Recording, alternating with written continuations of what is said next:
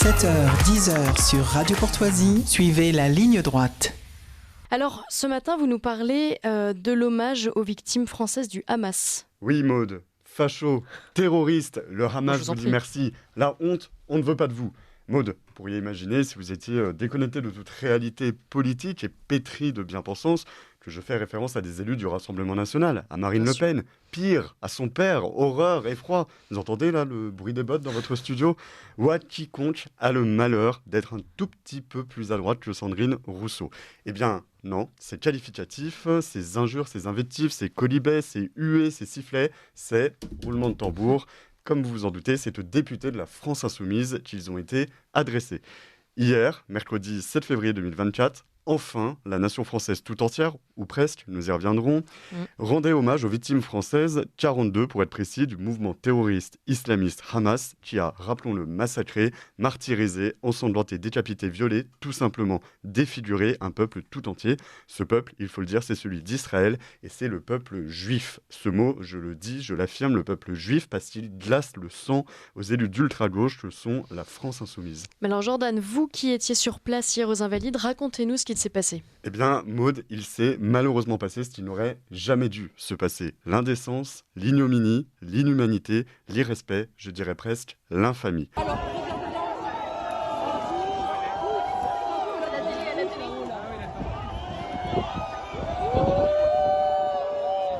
Oui, hier, la France Insoumise s'est rendue contre l'avis de toutes les familles de victimes présentes, contre l'avis plus largement des Français et de toute la classe politique, à cet hommage aux Invalides. Alors, qu'est-ce qu'un hommage ? Un hommage, c'est un moment solennel où l'on témoigne de son respect, de sa reconnaissance et de son admiration à autrui. Je pourrais vous rendre hommage, Maude, par exemple.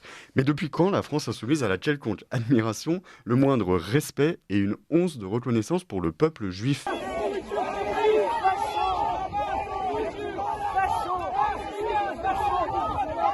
Rappelons leur palmarès. Daniel Obono, je cite, « Le Hamas est un mouvement de résistance ». Jean-Luc Mélenchon, je cite également, « Le Hamas ne vise pas les Juifs, c'est une attaque contre les Israéliens ». Ne fait pas bon vieillir. Hein. Adrien Quatennens, « Il ne faut pas qu'Israël défile sous ses bannières, sous ses couleurs, au JO 2024 ». Alors j'aurais pu citer plein d'autres exemples, mais nous avons donc diabolisation d'Israël par le vieux Mélenchon, des demandes de sanctions plus sévères contre l'État israélien et l'effacement pur et simple de leur identité au JO 2024. Il faut dire qu'Adrien Quatennens s'y connaît pour corriger les gens. Incapacité à nommer les massacres par la racialiste Daniel Obono. On aurait pu rappeler ces injures, ces invectives contre notre Jeanne d'Arc nationale. Mais il s'est donc passé ce qui n'aurait jamais dû se passer. Ces élus à l'irrespect cruel sont venus d'une certaine manière gâcher le moment de recueillement de familles qui demandaient tout sauf la présence de ceux qui crachent sur la tombe de leurs morts. LFI, le Hamas vous dit merci. LFI, le Hamas vous dit merci. LFI, le Hamas vous dit merci. LFI, le Hamas vous dit merci. LFI, le Hamas vous dit merci. LFI, le Hamas vous dit merci. LFI, le Hamas vous dit merci. LFI, le Hamas vous dit merci. Alors vous avez partagé quelques extraits du ressenti de ces Français juifs. Leur rapport à la gauche a complètement changé. Qu'est-ce que ça dit au fond ? Oui, vous avez peut-être vu chez Boulevard Voltaire, on a partagé une dame qui injurie Jean-Luc Mélenchon, d'autres qui houspillent les élus LFI qui approchaient. Mais si l'on prend du recul politiquement, en fait, il s'agit juste d'un juste retour de bâton. Enfin, l'ultra-gauche représentée par la France Insoumise est définitivement sortie de l'arc républicain, un système dans lequel elle n'aurait d'ailleurs jamais dû trouver sa place. Racisme anti-blanc, détestation et haine de la France, sympathie pour l'étranger, et notamment le Hamas, antisémitisme, tous ces poisons n'ont rien de républicain et encore moins de français. La France Insoumise vit en réalité ce qui avait été injustement infligé pendant des décennies à Marine Le Pen et à son père, la diabolisation. Il y a 10 ans, vous vous souvenez, Maud, c'est Marine Le Pen qu'on ne souhaitait pas voir à la marche pour Charlie Hebdo, par exemple. Aujourd'hui, c'est elle et son poulain, Jordan Bardella, que les Juifs de France applaudissent. Et c'est normal, si l'on s'écarte des mensonges et des caricatures faites à l'histoire de ce mouvement, le Rassemblement National et anciennement le Front National a toujours défendu la sécurité de tous les Français, l'assimilation de tout un chacun, peu importe le sexe, la couleur de peau, l'origine ou le milieu social, et aujourd'hui, justice leur est rendue. Et c'est même un député juif de la majorité présidentielle de Renaissance, Meir Habib, qui embrasse chaleureusement Jordan Bardella après avoir invectivé Manuel Bompard, le leader du parti antisémite de Jean-Luc Mélenchon. Enfin, quel renversement de vapeur! Jamais Marine Le Pen n'a soutenu d'organisations étrangères qui auraient massacré des juifs, mais non seulement des Français, violé des femmes et commis ces actes barbares. Attention, toutefois, et ce serait ma seule crainte, à ne pas trop diaboliser un mouvement dont l'avenir pourrait donc devenir celui du Rassemblement national. Si aujourd'hui le Rassemblement national a cette place, c'est aussi parce qu'il a été longtemps diabolisé et qu'il y a eu une forme de victimisation.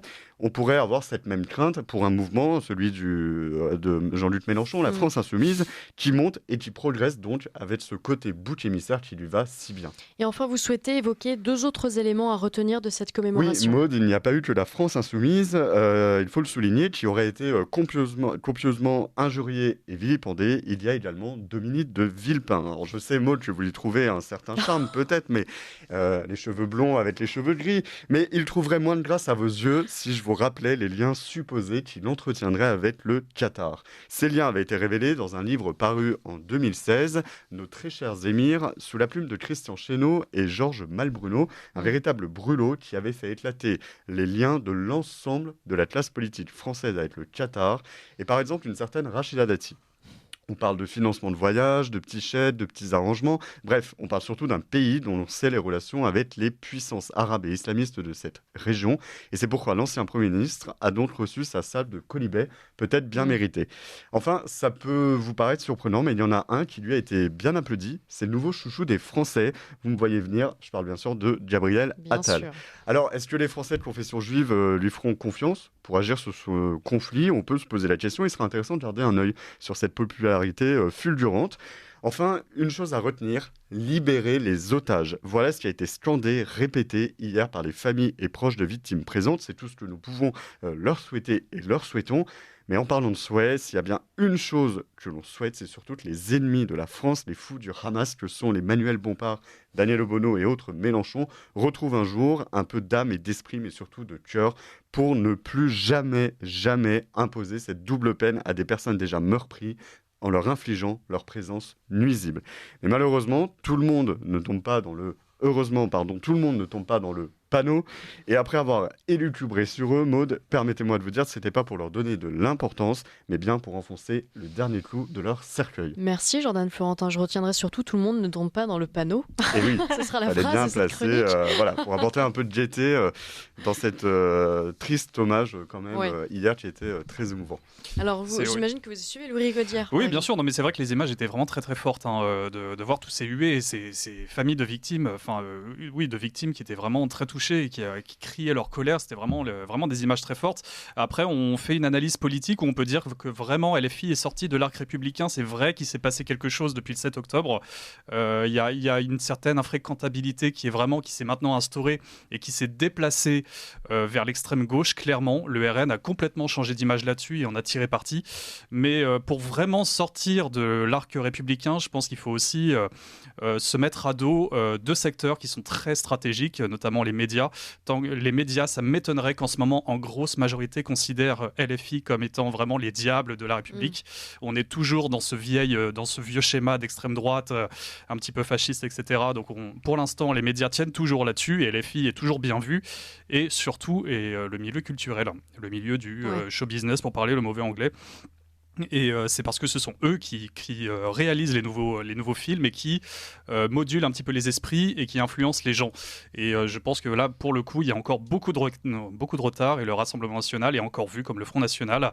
Et donc voilà, même s'il y a quelques petites avancées, on commence à voir quelques personnalités assumer leur rapprochement avec le RN. Je pense notamment à Delphine Vespizer qui a récemment, qui est une ancienne Miss France, 2012 si je me souviens bien, qui a récemment déclaré sa flamme pour Jordan Bardella, sans jeu de mots, et qui, on verra d'ailleurs, après cette déclaration, s'il y a des conséquences. On se souvient de Franck Delapersonne qui avait perdu tous ses boulots après avoir soutenu publiquement le Rassemblement national.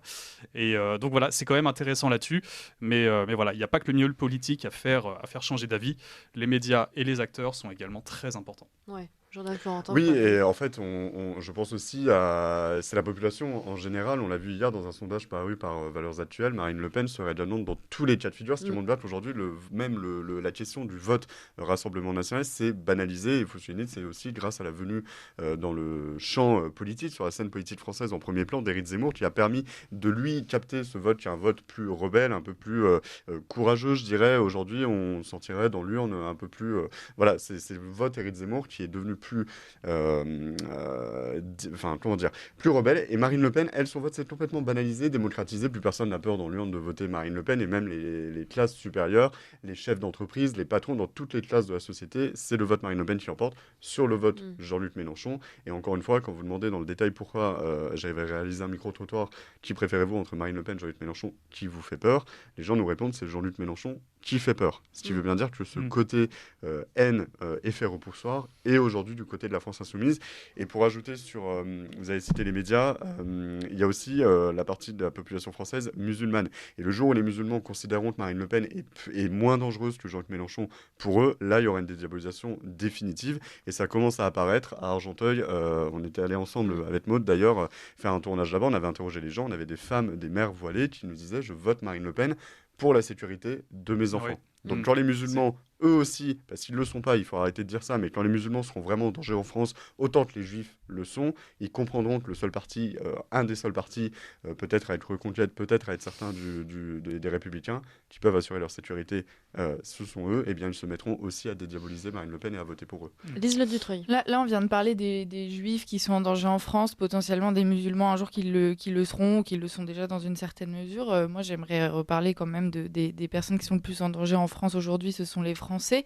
Bien évidemment, je comprends cette marche et puis je vois toute cette gauche qui souffre parce qu'elle a toujours voulu incarner la bien-pensance. Ce sont les défenseurs de la veuve et de l'orphelin et aujourd'hui, non, on les pointe du doigt. Alors ça, c'est toujours agréable. Maintenant, on les met au banc de la société, en l'occurrence, parce qu'ils n'ont pas condamné assez fermement des actes qui sont ce qu'ils sont, donc du Hamas envers Israël. Moi, au-delà, là, ils se rendent juste coupables de ne pas condamner. Mais moi, je les tiens responsables, en fait, de la situation dans laquelle, en revanche, ils mettent des Français, des millions de Français, tous les jours. Je les tiens responsables de la mort de Thomas à Crépol, de la mort de Lola. Et j'aimerais bien voir des manifestations d'hommage à tous ces Français qui meurent, et qui meurent à cause de tous ces politiciens qui ne prennent pas les mesures nécessaires pour freiner l'immigration et tout ce qu'elle apporte sur notre sol. Voilà. Mais pourquoi, selon vous, parce qu'il y a eu une manifestation organisée en soutien à Lola, je pense à celle-ci, parce qu'elle avait été initiée. Aucun élu. Et celle de Lola, on se souvient quand même de tout ce qui avait opposé les partis politiques. Je pense à Jordan Bardella qui voulait venir, Marine Le Pen ne voulait plus qu'il vienne, Éric Zemmour était là. À l'origine, c'était lui qui était à l'initiative de la manif. Finalement, non, parce que vous comprenez, ça fait tâche. C'est quoi le problème de la droite, Jordan ? Alors, qui avait été aussi initié surtout par l'Institut pour la justice, on peut le rappeler, qui a tenté justement de sortir de ce côté politique. Vous savez, moi je regrette qu'en fait, il y ait des manifestations en Irlande contre l'immigration. Il y a des milliers d'Allemands qui arrivent, eux, à descendre dans les rues pour l'immigration, parce que quand on manifeste contre l'AfD, c'est surtout contre leur projet de remigration. Et on est incapable, vous le dites, en France, de descendre dans la rue, tous main dans la main, pour dire stop à l'immigration. Pourquoi ? Parce qu'en fait, je pense qu'il y a vraiment ce sujet de la France silencieuse qui, en fait, a compris que la seule façon de faire changer les choses, c'était le vote. Le vote pour soit un parti tel que le Rassemblement National ou Reconquête ou d'autres, mais de voter pour des pourtant, il y a beaucoup de Français qui ne croient plus à la puissance de leur vote. Alors, je pense qu'il y en a encore, mais c'est-à-dire qu'ils voteront pour un parti qui changerait radicalement les choses, anti-système, voilà, et c'est ce que vraiment veut capter Marine Le Pen et Éric Zemmour. Mais pourquoi on ne le fait pas ? Simplement parce qu'on n'a pas en plus, c'est très français, mais on n'a pas cette logique de marcher, de descendre sur le trottoir quand on est de droite, en fait. Pourquoi ? Parce qu'on est bien élevé, tout simplement, et qu'on n'est pas revendicateur, on n'est pas groupusculaire, on n'est pas, enfin, tout ce qu'on nous attribue d'être, en réalité, nous ne le sommes pas. Donc, il n'y a pas cette logique-là. En revanche, si demain, vous avez, enfin, je ne serais pas étonné qu'il y ait 1 million de personnes à gauche dans la rue contre le projet immigration. Enfin, il y a déjà eu des manifestations, mais si on le pouvait, moi, j'appelle vraiment tous ceux qui se battent contre l'immigration en votant seulement, mais descendent, prennent le pavé, voilà, de manière très pacifique. Nous, on ne va pas casser des abribus, on ne va pas violenter les policiers. Mais pourquoi ? Simplement parce que je pense fondamentalement que la droite est juste bien bien élevé et n'a pas cette logique groupusculaire d'aller battre le pavé pour tout ça. Merci beaucoup, Jordan Florentin. Merci de m'avoir On invité. espère vous recevoir plus Quand vous régulièrement. Et arrêtons d'être bien élevés. Mais oui, c'est vrai. Oui, Conclusion. J'allais dire Restons courtois, mais des dingueries. Merci à tous, c'est la fin de cette zone libre.